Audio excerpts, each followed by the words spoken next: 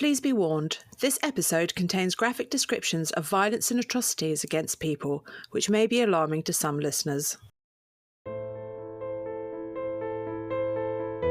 We were taken out to work in Brzezinka and its vicinity only after a certain time. We performed various tasks, including draining the fish ponds, cleaning the ponds, and filling in the hollows. Some prisoners were assigned to mining gravel and transporting it in the cars of the narrow gauge railway to build the first barracks. We were treated in an exceptionally cruel manner. When someone was exhausted and became a so-called Muselman, he was ordered to undress. Then they were sitting so, half naked, in a circle. The naked people were also drowned in the hollows, and only before leaving the place where we worked were we forced to fish out the corpses and transport them to the camp.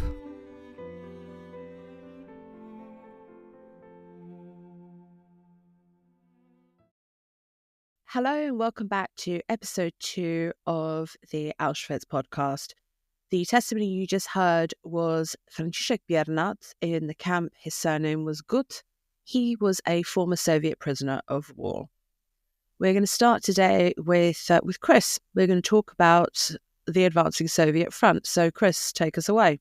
Okay, so I've got a few days to cover, but small bullet points. It's not going to be an in-depth evaluation of the entire Eastern Front, thankfully. So we start on the 14th of January. Auschwitz receives a communication from the head of the SS in Breslau and the warning of an imminent Soviet attack, and that they should be on the lookout for mass revolt amongst the prisoners or escape attempts. And the SS in Breslau will also be sending ambulances to the camp to be subordinated by the commandant. By the 16th, basically the Russians, through sheer numbers, have managed to punch through the German line, and the Germans are falling back to the Oder, which they're going to use as a natural barrier, as it's easier to form defensive lines on rivers than to make arbitrary lines in fields. It makes it hard for the Russians to cross. On the 17th, we get to Krakow, and at Krakow, the Hans Frank, who is the governor of the general government, announces that Krakow, the old German city, can never be lost by the Germans, in a council meeting at 12 o'clock. And at 2 p.m, he's left and he's on his way to Silesia. At 2:30, the VVS, the Soviet Air Force, begin a massive air raid. SS General Kopper is in charge of the garrison and the defense, and basically decides it's time to leave. They find out they've got the Russian 59th Army under General Kornikov heading down, as well as the 60th, which I'll get to in a minute. And so they decide to evacuate the city, and you've got large groups of Volksdeutsche administrators, the Wehrmacht. Everyone is trying to leave the city, and it all becomes quite chaotic. The Russians have overall penetrated 120 to 140 kilometers deep on a 250 kilometer wide front, and routing the 4th Panzer Army, which has dented General Harper's Army Group A. The overall front commander, Russian front commander, General Konev, decides he wants to swoop in and take Krakow quickly. The quicker they can do it, they can avoid house-by-house street fighting. And so he aims all his troops towards it, including the 60th Army under General Pavel Khorokyan, which holds the left flank of the whole front. It's already achieved its objectives early and was already pushing north to the Vistula. However, now they're turned to attack Krakow from the northeast. That's a really interesting summary, Chris. Literally, over 4 days we've managed to cover the Soviet front? 5. Absolutely. With the numbers I gave in the previous episode, the Russians just outnumber the Germans in every respect. And the Germans are also the more prone to want to defend East Prussia. So that's where most of the defences are falling back to try and protect the German citizens and cities there rather than Poland. Well, you mentioned that the Soviets are already bombing Poland as it is. And there's a topic that we're not going to cover in this podcast, but, should the Allies have bombed Auschwitz? They're bombing it too late by this point, aren't they, Chris? Well, yeah. I mean, we should really clarify, because when people say bombing Auschwitz, you think they're bombing the camp itself. Auschwitz isn't just a concentration and death camp. There is a really complex site. And there's lots of industrial facilities around there, such as IG Farben Industrial Complex at Monowitz, which is about 3 miles away from the main camp. This gets attacked around about 4 times between August and December 1944 by the 455th Bomb Group, who are flying liberators out of Italy. It's a lot easier for the Italian-based bombers to bomb southern Poland than it is for the English-based Army Air Force to fly to Warsaw. It's really at the end of their fuel, whereas the liberators in Italy can hit it quite easily. Bombing strategies, not accurate. As much as everyone, the Americans like to talk about the Nordenfelt bomb site, aerial bombing isn't straightforward. And so they are hitting other things, such as they hit the military hospital at Birkenau and kill 5 SS personnel. And they also collapse an air raid shelter that's been built for nurses, but doesn't kill anyone in that one. They also damage the railway siding next to Emil Kuhnke's plant, which makes it impossible to transport any of the dismantled barracks from Birkenau. One of the witness testimonies describes, well, they call them English, but they're American bombers, but strong waves of English bombers arrive around noon in 3 waves and bombard the factory. The first wave started dropping bombs too quickly, and as a result, bombard part of the city near the cemetery. The Seraphite sisters lost their farm building, which was hit by a bomb right in the middle. The German mayor's villa was destroyed, which was not a sad occurrence for anyone. There is a lot of sadness and tears in the city because some innocent people have died. And then on the 16th of January, there's a night bombing raid on Yavazno, where the kitchen barracks is destroyed, as well as the food warehouses. Neuedack subcamp also has several prisoners killed in this raid. As the Soviets are preparing to advance, you also get a lot of VBS scout planes flying over, taking reconnaissance photos so that they can feed back to the army for targets, especially that Oswiecim is on the line of the 60th Army's attack, so they want to get a good idea of what's going on. There isn't much of the Luftwaffe left in Poland. Most of them have been moved west into Luftflotte Reich for defending Berlin. But they do still have a few fighters flying around. And so the prisoners would have seen a few dogfights. They would have seen plenty of reconnaissance aircraft going over, as well as you get American planes coming over as well, because they wanted to have a look and see what damage they've been doing during their bombings. So for a lot of the prisoners, it would have seemed like the war is getting a lot closer over the last few months. But just going back to the photo reconnaissance photos, it's quite interesting because when they're taking pictures of the IG Farben complex, they actually also take photographs of the camp as well. And you can see sort of damaged buildings. More interestingly is you can actually still see that people are still in the camp because there's like melted snow on top of the barracks, which means that there's heat inside. And so we know that they weren't fully evacuated at this time and that the Allies would know this as well. So I mentioned that they were dismantling facilities at Birkenau. Kate, are they really making a concerted effort to try and demolish and destroy camp facilities? Yeah, they really are trying to get rid of everything. So we know that on the 15th of January, for example, at 8:30 in the morning, 70 prisoners of Commando 104B were instructed to dismantle the crematorium and to stow the equipment on railway trucks ready to dispatch to another concentration camp, to Gross-Rosen. They drilled holes into the roofs and walls of the remaining concrete structure, and they did this so that explosive charges could be fitted at a later time, and actually both crematoria 2 and 3 were blown up later in January of 45. As Alina mentioned in the last episode, the extermination of Jews had ceased in autumn 1944. So it's not only that the gas chambers were no longer needed, it was starting to get rid of the evidence as well. So they started to dismantle the crematoria. Special commando units were also assigned to get rid of human remains. So they were brought in to clear all the ash and the bones from the camp because the SS want all of it to be destroyed or covered up as much as possible. So the prisoners raked out the ashes. They were supposed to add soil on top and plant trees and bushes in an attempt to hide the evidence. The prisoners tried to sabotage this as best they could. In some places they didn't cover up the correct areas, for example, so that there was evidence basically on surface level, if possible. I always think it's ironic, Alina, we've talked about this a lot, that people say there's no wildlife, there's no trees, there's no birds at Auschwitz. Well, it's this human ash provides such an amazing fertilizer that even if you're trying to cover it up, you can still tell that something odd went on because of the amount of wildlife there, to be honest. I know the first time I went there, I was blown away by the flowers I saw in one of the meadows. Anyway, I digress. The commandos did a good job, basically. At the same time, the SS left the camp and they took some of the plundered belongings of the murdered victims with them, and part of the camp documentation as well. So most of the camp records were burned in office stoves or on bonfires in between the prisoner blocks. But because there was such a rush to get this done, and also there's an air of chaos, the perpetrators are in a bit of a state of flux, to be honest. They failed to destroy all of the documents properly. So some stuff, luckily for us as historians, did survive. Also, between December 1944 and the 15th of January 45, over 1 million items of clothing were prepared to be shipped out of Auschwitz. Now, there were warehouses at Birkenau, nicknamed Canada, the land of hope. It was one of the best places to work in the camp. You had a higher chance of survival. But 1 million items of clothing were prepared to be shipped out of Auschwitz. At least 95,000 of those were due to be shipped to other concentration camps, but they didn't manage to get rid of it all. So they set fire to the warehouses. They burnt for 5 days, but they still didn't manage to destroy everything, which just gives away how much material evidence there was and is, because a lot of that stuff, the clothing, the shoes, the enamelware, the glasses, the prostheses, are under conservation in the museum, and they're used as evidence of the crimes committed. So we've got a testimony now. Heinrich Mandelbaum again. We heard from him yesterday, a really fantastic testimony to listen to.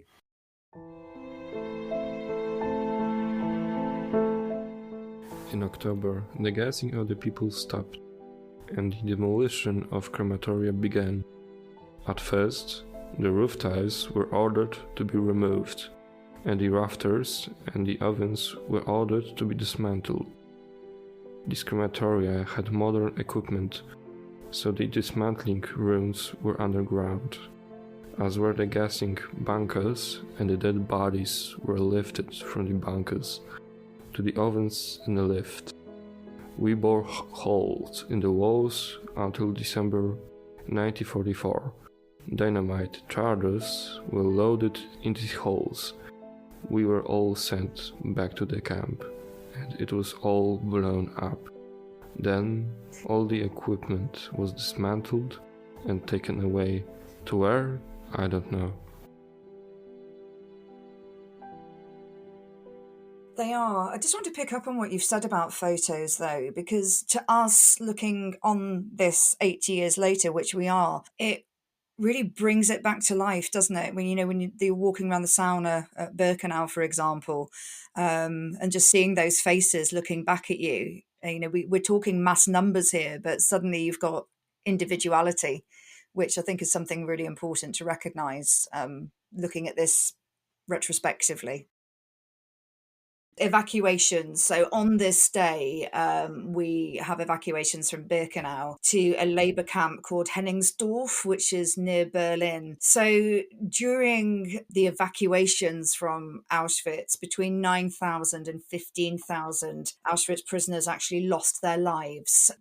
This is, famously recorded in the death marches, for example. But this particular one we're referring to, there's a transport of women to Henningsdorf, and they work in an AEG plant. The transport consisted mostly of women and girls, and there were 7 young boys amongst their number as well. Before they were loaded onto the trains, the women had to sign declarations, again promising not to repeat what they had seen. And they were eventually divided into 3 groups. 1/3 was sent to Cottbus, 1 to Linz, and 1 to Siemensstadt. The Cottbus contingent eventually found themselves at the Friedrich-Krause-Strasse labour camp for Siemensstadt, and eventually ended the war in Berlin. Now, it wasn't just the prisoners that were being evacuated. We have a testimony of Jadwiga Zając, who was 15 years old, to listen to now.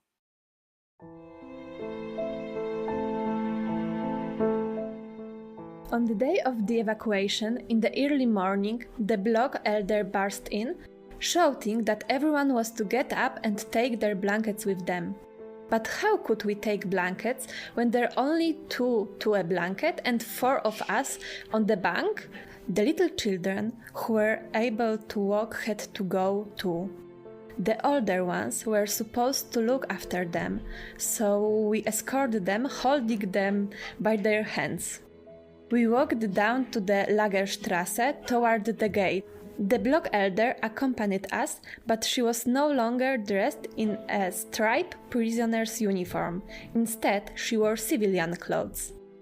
I remember that she had a navy blue pleated skirt and navy blue jacket. There was a very thin red line on her back, not painted with oil paint as required, but probably with lipstick.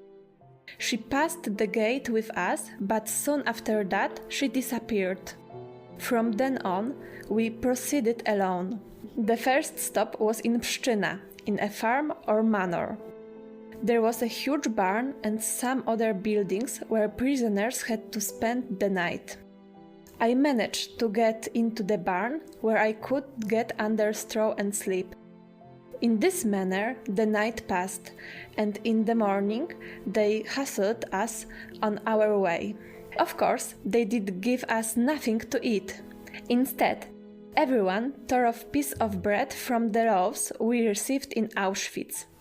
We also picked some snow from the roadside, when the Germans escorting us with their dogs were looking the other way because we were very thirsty and not allowed to stop. I discovered that you really could sleepwalk, for this lasted for some days. Thus, we reached a railway station. I only later learned that it was Władysław because, at the time, there were no signs and we were not very aware of anything. We reached a siding with freight cars, but open ones, coal wagons without roofs. They squeezed as many as they could into each of these and left us there for the night. The train did not depart right away. As snow fell during the night, we woke up in the morning quite covered in snow.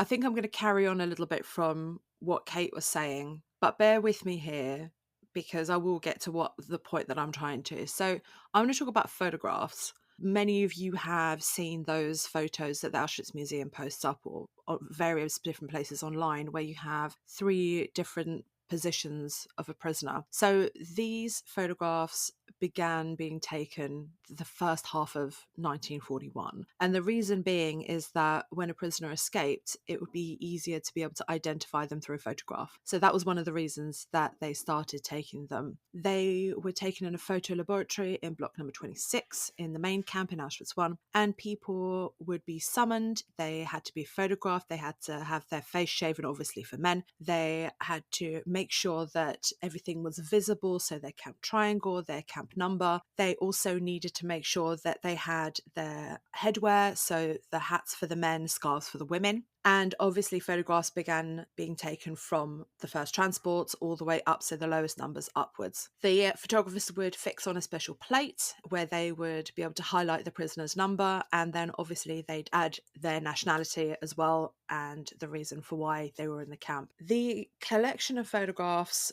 that we have now, or the Auschwitz Museum has now, is around 40,000 photographs. They're taken in 3 body positions, so profile, side of their face, and then a hat or glasses or whatever they used to wear. Now, the reason we have 40,000 of these photographs, majority of them, by the way, are men, only about just under 7,000 of them are women. The reason we had these is because of Wilhelm Brasse. He was one of the photographers that took part in Auschwitz, and I'm going to let you listen to his testimony.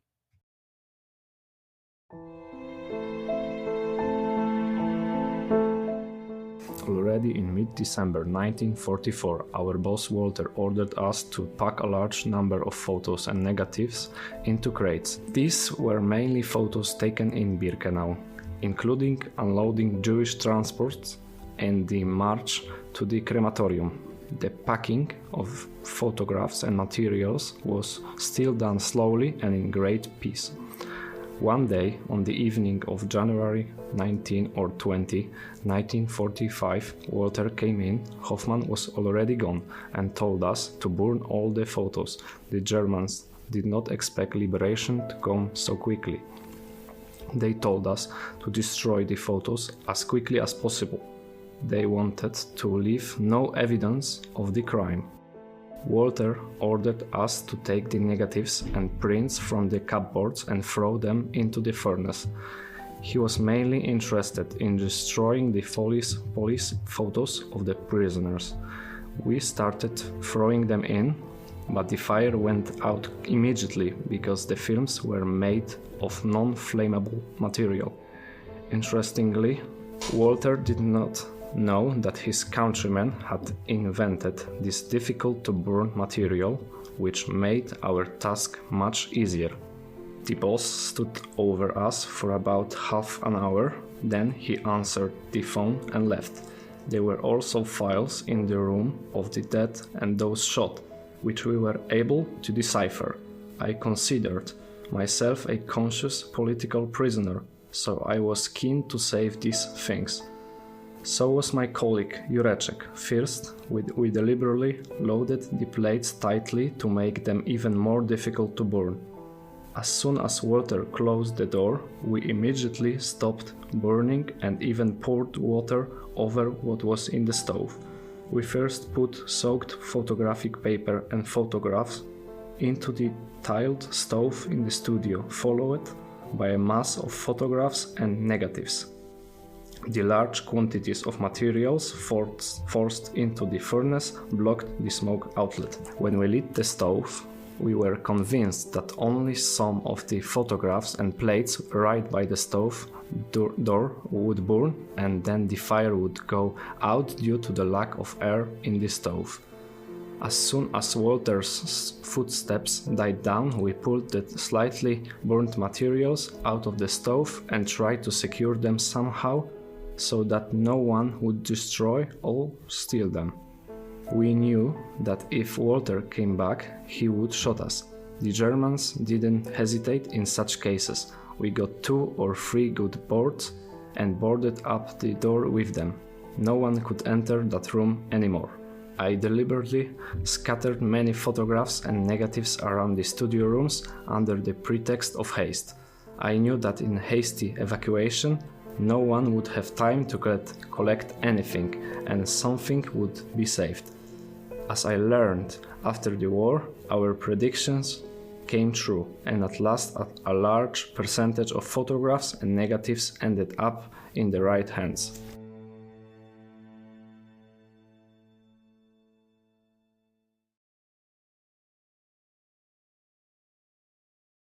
So basically, Wilhelm Brasse and Bronisław Jureczek are the ones that ended up saving these photographs. After the liberation, the photographs and negatives, they were placed in bags, and according to one of the former prisoners, they were handed over to a photographer, and then they were given to the Polish Red Cross. And in 1947, when the museum, well, the Auschwitz Museum became the Auschwitz Museum, they were handed over to the newly established State Museum in Oświęcim. So on the 17th of January, in the morning, it was announced in the city that German family members should, 14:30, report to the assembly points from where they were to be transported by car, by bus to the railway station for evacuation. The trains were leaving at night. As director Dürfeld noted, it was icy cold. Crowds of wanderers appeared in the vicinity of the Auschwitzim foreign workers, the Volksdeutsche and company employers. Order was to be maintained at the IG Farben factory by the Volkssturm platoon, who was brought in to assist. So an announcement was also broadcast over the company's radio station about the ban on leaving the city. Now, given the rumours of an appearance in the area of enemy paratroopers, the SS then suspended the evacuation of prisoners from the Monowitz concentration camp. So they're giving orders, they're retracting orders. It basically sounds like the whole place is in a state of flux. However, they complained at the factory that they were unable to continue their work due to the lack of construction workers. So in the afternoon, it was actually ordered that the prisoners be put back to work. And they say that in Auschwitz itself, you could hear the sounds of the artillery fire as the Allies made their way closer. At the camp, Commandant Bahr organised SS men to escort the columns of evacuated prisoners with orders to shoot anybody who was seen trying to escape the lines. I'm going to jump in here and take on that Józef Mengele starts liquidating his practice, and people should know, I hopefully do know who Józef Mengele was. He was one of the doctors who participated in experiments within the concentration camp, within Auschwitz concentration camp. And he's not the only one. You also have Karl Klauberg and Horst Schumann, who are two people that who participated in sterilization experiments. But Josef Mengele did other things. He worked in close cooperation with the Kaiser Wilhelm Institute for Anthropology and many other research institutes. He'd end up sending his colleagues, blood, body parts, organs, skeletons, and even fetuses. These were from a pool of a large group of people that he could choose from. He had thousands of different subjects that he could experiment on. He was interested in identical twins, of course, and a lot of Roma and Sinti were deported to the camp. We have about 23,000 of them. And he managed to find 2, 3, 4 generations of people where, there were twins in each generation. And he would conduct continuous experiments on these children, mostly children, sometimes on adult twins. There was an instance where he sewed 2 twins together, for example, just to see what would happen. He ended up also being fascinated by dwarfism. So he would be very interested in experimenting on dwarfs. He also was interested in norma faciei, which is a condition that attacked predominantly children in the Roma and Sinti camp. It was kind of like a decomposition of the face. I don't know how to really describe it in a way. He was also interested in the different color of people's irises, so heterochromia, iridium, for example. And he had practices all around the camp, not just in the Roma and Sinti. He had one in Birkenau as well. And he had various different doctors at his beck and call, basically, who did these experiments for him. In January, as I said, he basically folds his practice. He flees with all of his documents, and he ends up in Gross-Rosen and in one of its subcamps. And then in the final days of the war, he puts on a German army uniform, joins a military war unit, and this is very interesting, he actually doesn't have the SS tattoo, which kind of means he falls under the radar, and he just disappears. And we very well know he ends up in Brazil at the end, and that's where he dies, and his body's actually identified when they dig it up in the 1980s as well. So Mengele basically just runs away with everything, and he doesn't face any justice. And we'll talk about justice actually in the last podcast, which is really interesting. Last thing I want to talk about here is the last roll call statistics. So on this day, we have, this is an exact statistic, 31,894 people stood for the last roll call. So there were 15,317 men who were found in various different subcamps, and 16,577 women who were still in the Auschwitz main camp and in Birkenau. I'm not going to break it down for you because nobody wants to hear me talk about continuous statistics. But I will touch a little bit on Soviet prisoners of war because this is a really interesting statistic.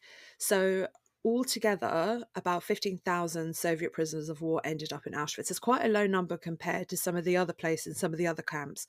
But there were 15,000 that ended up here. 11,000, well, just under 12,000 of them were actually registered, and about 3,000 of them were brought to the camp and they were just exterminated without even being registered. They died within a day or two. Some of them were even used during the experimental process of Zyklon B, so the gassing process. Now, on this last roll call, out of 15,000, right, I'm going to underline that once more, 15,000 Red Army soldiers, so prisoners of war, there were 96 left on the roll call. And that's on the 17th of January, 1945. Well, that is the end of episode 2 of the Auschwitz Liberation podcast. Thank you so much for joining us. If you do want to support us further, then please consider joining our Patreon, where you can find extra content the day after each episode is aired. If not, you can always give us a one-off donation at ko-fi.com, which is ko-fi.com/momentsin-time. Also, don't forget to rate us on your favourite listening platform. We're so grateful to all the people that have already gone and rated us. It helps us reach a wider audience. Thank you all again, and we'll see you all on the 18th for episode 3.